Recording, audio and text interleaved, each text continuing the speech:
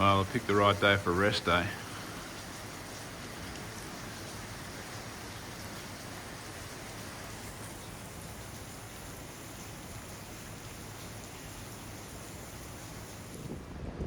So the rain stopped.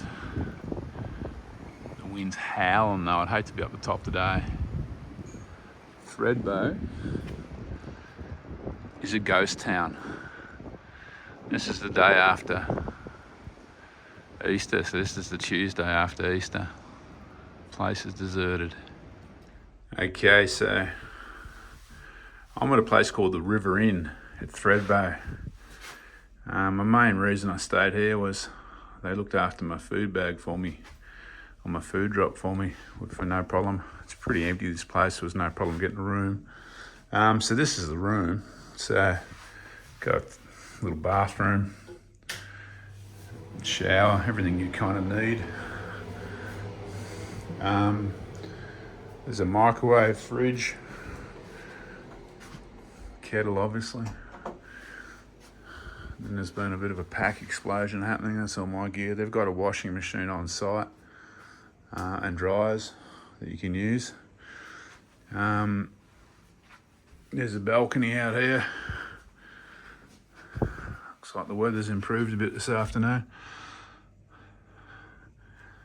So yeah, look, this place was not bad for a little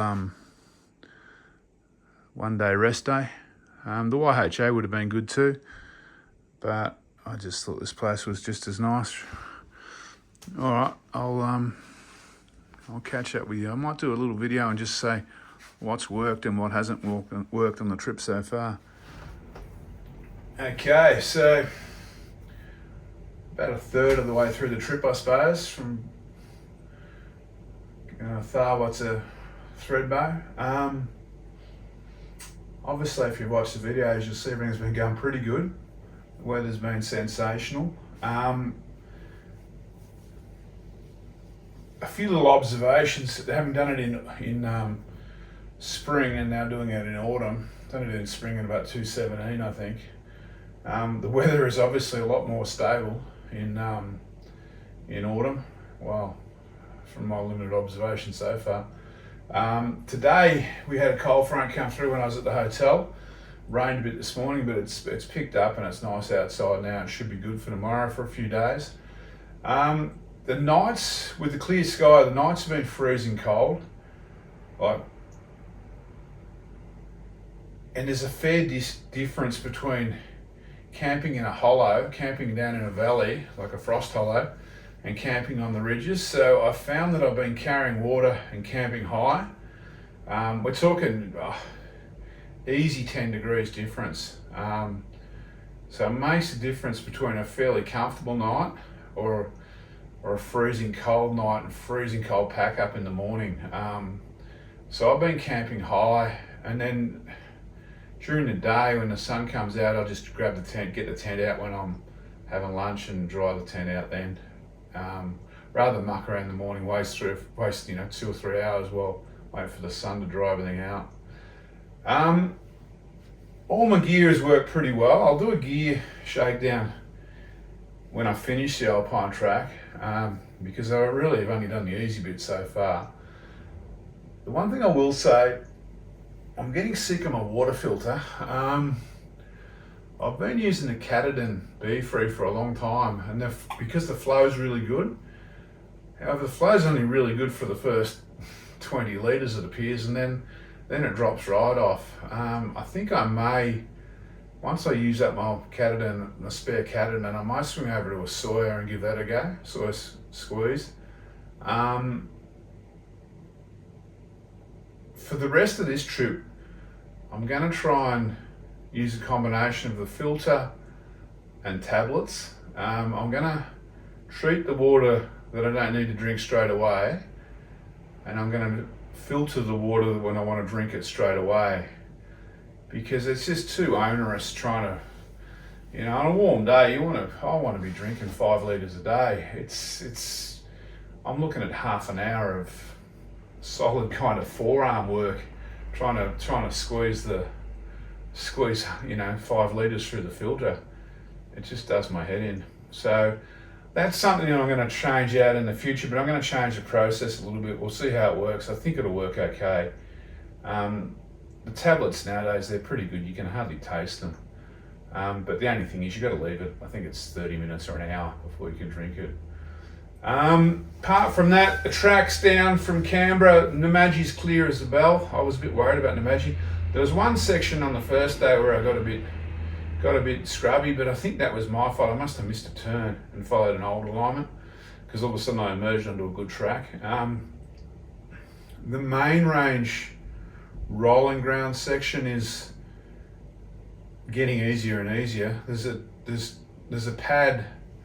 The rolling ground bit to Constant Stephen Pass, there's not much of a pad once you get up the top, but once you're at Constant Stephen Pass, there's a pad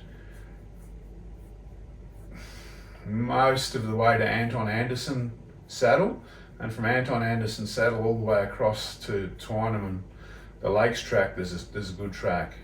So it's getting better. It's still not a place to be in bad weather though. The off-track section north of the Murrumbidgee is now got track markers, so that's easy. Well, easier. It's still a bit tussocky, hard to walk through. And there's a little section off Tollbar Road, south of Tollbar Road, where you follow the power lines, and all of a sudden the track kind of peters out, and you got to walk across some tussocky stuff there but it's only 200, 300 metres. It is a bit slow going though. But apart from that, all easy. I think obviously heading south of the border soon, things will get real there because I'll be into the bushfire regrowth. Look, all my other gear's working fine. The new tent, the Ultimate, is the first time I've used the Ultimate 2 on this trip, and I found that I'm using the outer, the Dyneema outer, and just putting that up and chucking my Dyneema ground sheet on the ground and sleeping on the ground sheet. So I've got a duplex triplex size ground sheet, so it's massive, and I just sleep on that, and haven't even worried about putting the fly mesh and the tub floor into the Ultimate yet. I might, obviously, as I get into Vic, and I get down into some of the valleys, it might get a bit buggy, or if it rains too much, I think I'd use the bathtub floor. But yeah, at the moment, can't complain about the Ultimate. It is a bit tricky to pitch than I would have imagined with one centre pole and peg out the edges. It's to get it perfectly square is a bit of work sometimes. But I mean, if you're not really worried how it looks, if it's not perfect, all the seams aren't perfect, then it's quick to put up. And the condensation for a single skin tent seems less than my Z-Pax tents, which is a little surprising. I think it might be to do with the vent right on the roof. But yeah, condensation wise, hasn't been too bad at all really. So apart from that, all good. Let's see what Victoria has in store. I'll touch base again when I get to Mount Hotham, I suppose. Take it easy.